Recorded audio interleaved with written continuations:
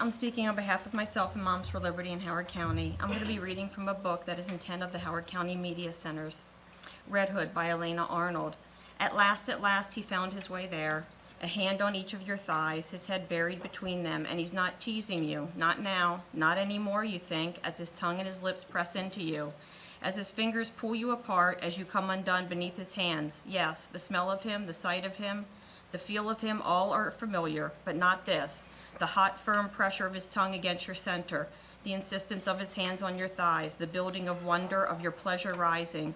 Oh, that is not familiar. That is new, brand new. You gush. That is the word, the only word. You gush as the pleasure becomes too much to survive, and it bursts like a shaken up can of soda. It tickles and it burns and it ripples from your center outward. It pulses of sensations so intense you are pinned by them. What class curriculum does this resource support? In 2023, a teacher at Mount Hebron was charged with sexually abusing a 15-year-old girl for 4 months. This teacher had been at Mount Hebron since 2003.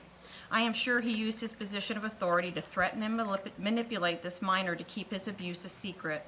How many other girls did this man abuse in his time there? In 2022, a teacher at Athelton was arrested and charged with possession and distribution of child pornography. Interesting, this man is arrested for child pornography in a school that actually has pornography on the shelves in its own media centers. There's a serious problem here. We know that sexual predators and pedophiles seek jobs that revolve around children. Sexual predators tell their prey to keep secrets from parents so they're not exposed while they sexually assault and emotionally damage children. Caring adults should insist on being truthful to parents, not deception. Why would any adult allow this material in schools under their watch? Board members, you have the power to remove these books right now. Instead, you resort to slander and misrepresentation of the community and the people you serve. You call it book banning in order to deceive and hide what you are actually doing. You are dehumanizing and sexualizing children, leaving them vulnerable to be exploited, objectified, and abused by sexual predators. Parents are shocked by your apathy. You seem to think that children should be exposed to this content and have no regard for what harm you are doing.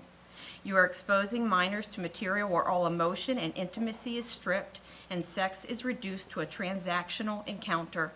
They are exposed to violent rape, casual sex with multiple partners, absence of love, and committed relationships. These books have one purpose: to cause sexual arousal. How damaging and sick this is for our children's hearts and minds, and what abuse at the hands of adults who really need to know better and should know better. You're breeding ground for these kids to be abused. Your time has expired. Next up is Paul Modrell.